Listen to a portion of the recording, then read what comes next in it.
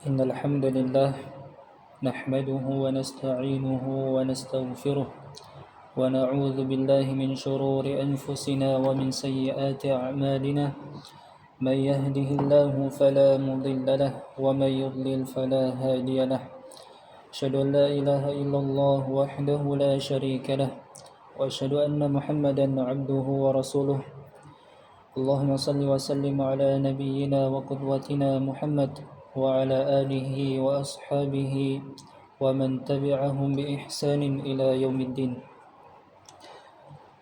قال الله تعالى في القرآن العظيم: يا أيها الذين آمنوا اتقوا الله حق تقاته ولا تموتن إلا وأنتم مسلمون.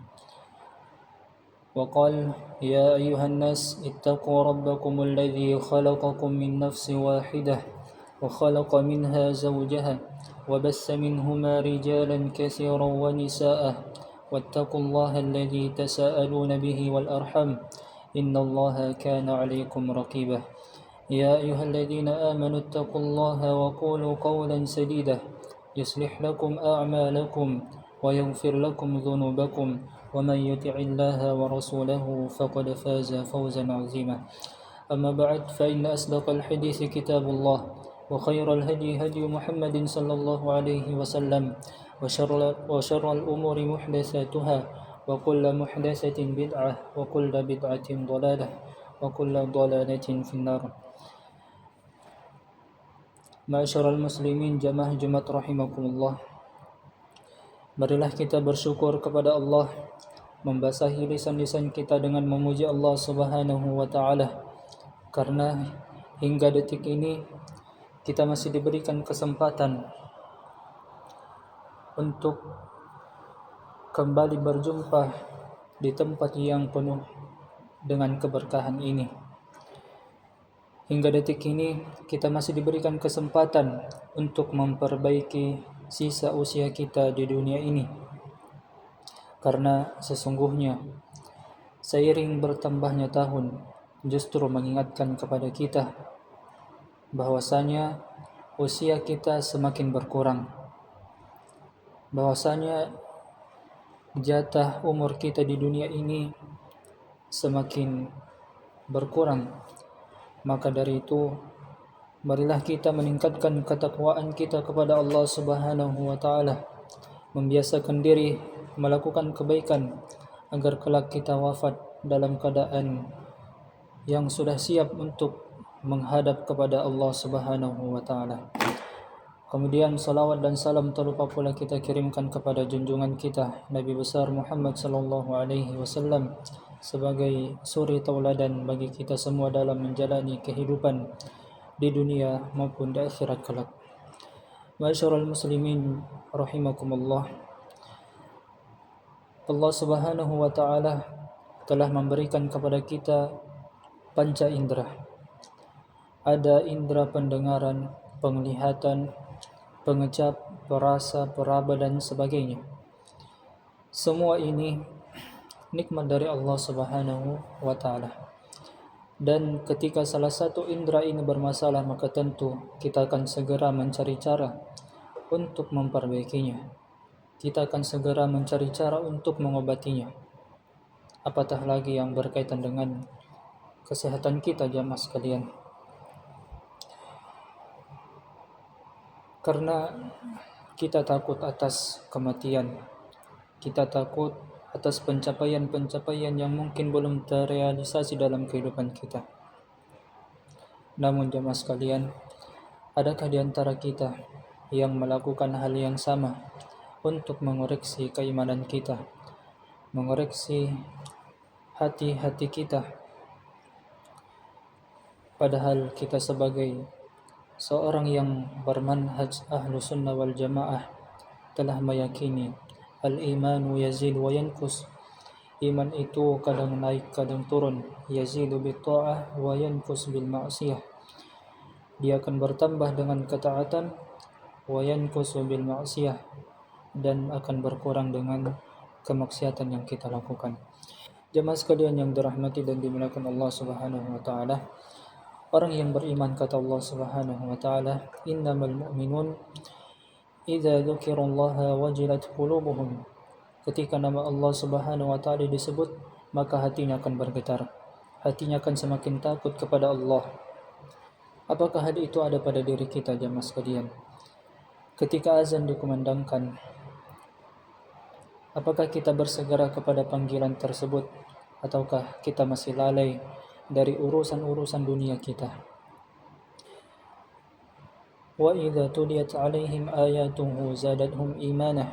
Apakah hati ini semakin takut kepada Allah ketika ayat-ayatnya diperdengarkan, ketika ayat-ayatnya dibacakan? Jemaah sekalian yang dirahmati dan dimuliakan Allah, ingatlah masa-masa ketika kita berhijrah kembali kepada Allah. Bagaimana keadaan kita?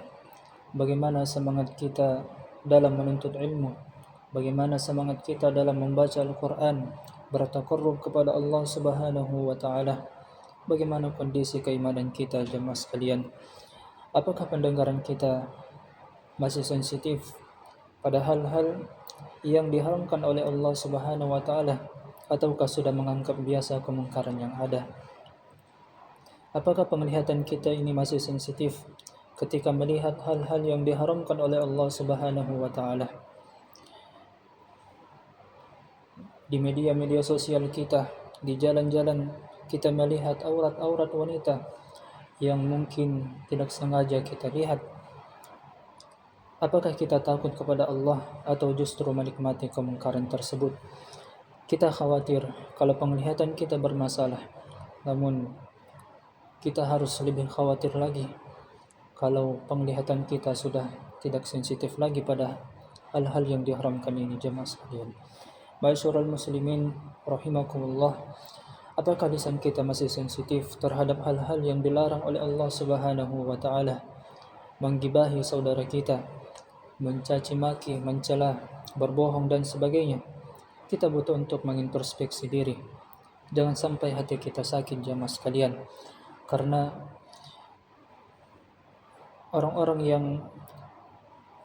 golongan orang-orang yang Allah sebutkan di dalam Al-Quran, walladzina fi qulubihim marad, yaitu orang-orang yang di dalam hatinya ada penyakit. Jangan sampai kita termasuk jemaah sekalian. Kita sudah menganggap biasa kemungkaran yang terjadi, melihat kemungkaran kita sudah tidak sensitif lagi. Padahal ketika kesehatan kita bermasalah, kesehatan kita terganggu, maka serta-merta kita akan segera mencari cara untuk mengobatinya. Ma'asyiral muslimin rahimakumullah, begitu banyak kenikmatan yang telah Allah berikan kepada kita. Tidak ada di antara kita yang rela menjual pendengarannya, menjual penglihatannya hanya dengan harga 1 miliar. Allah memberikan kekayaan kepada kita, lalu pantaskah kita untuk menggunakan nikmat tersebut pada hal-hal yang tidak diridhoinya? Jemaah sekalian yang dirahmati dan dimuliakan Allah Subhanahu wa taala, tidakkah kita takut dengan firman Allah Subhanahu wa taala di dalam Al-Qur'an? Qul ara'aytum in akhadallahu sam'akum wa absarakum wa khatama 'ala qulubikum man ilahun ghairullahi ya'tikum bih. Katakanlah, bagaimana menurut kalian jika Allah Subhanahu wa taala mencabut pendengaran kalian, mencabut penglihatan kalian dan mengunci mati hati-hati kalian? Siapakah Tuhan selain Allah yang akan mengembalikan jemaah sekalian? Jemaah sekalian yang berbahagia, setiap pagi kita memperhatikan waktu kantor kita, kita memperhatikan waktu kerja kita, saling berlomba-lomba agar tidak terlambat karena mungkin kita takut dengan atasan kita. Tapi mengapa dalam persoalan panggilan Allah kita remehkan jemaah sekalian? Siapa yang memberi kita oksigen gratis? Siapa yang memberikan kita kaki dan tangan agar kita bisa bekerja dengan baik? Semua nikmat itu Allah Subhanahu wa taala berikan tidak hanya di hari Jumat saja jemaah sekalian. Namun mengapa masih ada di antara kita yang hanya bersujud menyembah Allah Subhanahu wa taala di hari Jumat saja? Kita butuh Allah, kita butuh pendengaran dari Allah, kita butuh oksigen dari Allah. Walaupun kita keliling dunia mencari dokter untuk menyembuhkan penyakit yang kita derita, maka ketahuilah jemaah sekalian, kita tidak akan sembuh kecuali dengan izin dari Allah Subhanahu wa taala. Jemaah sekalian, bagaimana sensitivitas pendengaran kita ketika mendengar panggilan azan? Jangan sampai kita tergolong dalam firman Allah Subhanahu wa taala, "Fawailun lil musallin." Celakalah bagi orang-orang yang salat. Orang yang salat saja celaka, apalagi yang tidak salat, jemaah sekalian. Kapan orang salat ini celaka? Alladzina hum 'an salatihim sahun. Ketika mereka salat namun tidak memperhatikan waktunya. Nanti salat maghrib menjelang isya, nanti salat subuh setelah matahari terbit. Padahal kita semua tidak mau terlambat ke kantor, tidak mau terlambat dalam urusan dunia kita. Namun mengapa kita mau terlambat dari panggilan Rabb kita, jamaah sekalian? Siapa yang memberi kita penglihatan, pendengaran dan semua panca indera ini kecuali Allah Subhanahu wa taala? Kita tinggal di buminya Allah. Oleh karena itu, pada akhirnya marilah kita bermuhasabah, mengintrospeksi diri, jamaah sekalian. Di manakah diri kita dari 3 golongan orang yang beriman yang disebutkan di dalam Al-Quran, yaitu yang pertama, zalimun li nafsih, yaitu orang yang zalim kepada dirinya sendiri, lebih banyak keburukannya, maksiatnya daripada kebaikannya. Dan yang kedua, muqtasid, orang yang pertengahan, yang meninggalkan kemungkaran namun hanya mencukupkan dirinya pada ibadah-ibadah yang wajib saja tanpa memperhatikan ibadah-ibadah sunnah lainnya. Dan yang ketiga, sabiqum bil khairat, yaitu orang-orang yang senantiasa berlomba-lomba dalam kebaikan. Maka dari itu, jamaah sekalian, marilah kita bermuhasabah. Kita lihat kondisi keimanan kita sebagaimana kita melihat kondisi kesehatan kita. Dan marilah kita senantiasa membiasakan diri untuk melakukan perbuatan kebaikan dan ibadah kepada Allah Subhanahu wa taala, karena ada kaidah yang mengatakan man 'asha 'ala syai' mata 'alaih. Seseorang akan meninggal dalam kebiasaannya. Barakallahu li wa lakum fil Qur'anil azim wa nafa'ni wa iyyakum bima fihi minal ayati wa dzikril hakim. Aqulu ma tasma'un fastaghfirullah innahu huwal ghafurur rahim.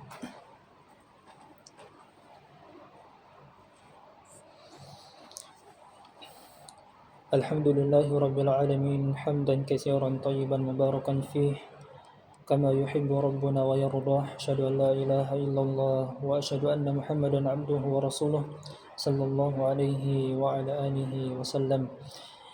Ya ayyuhalladzina amanu taqullaha يا أيها الذين آمنوا اتقوا الله وقولوا قولا سديدا يصلح لكم أعمالكم ويغفر لكم ذنوبكم ومن يطع الله ورسوله فقد فاز فوزا عظيما. فيا عباد الله، أوصي نفسي وإياكم بتقوى الله فقد فاز المتقون. إن الله وملائكته يصلون على النبي يا أيها الذين آمنوا صلوا عليه وسلموا تسليما.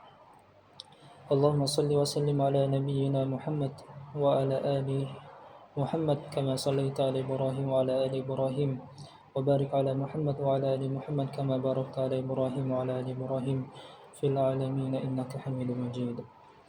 اللهم ربنا ظلمنا أنفسنا وإن لم تغفر لنا وترحمنا لنكونن من الخاسرين. لا إله إلا أنت سبحانك إنا كنا من الظالمين.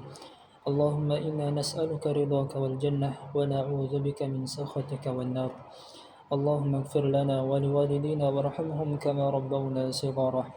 ربنا هب لنا من أزواجنا وذريتنا قرة أعين واجعلنا للمتقين إماما. اللهم آت نفوسنا تقواها وزكها أنت خير من زكاها أنت وليها ومولاها. اللهم إنا نسألك الهدى والتقى والعفاف والغنى. اللهم إنا نسألك الهدى والتقى والعفاف والغنى. ربنا آتنا في الدنيا حسنة وفي الآخرة حسنة وقنا عذاب النار. وصل اللهم وسلم على نبينا محمد وآخر دعوانا أن الحمد لله رب العالمين.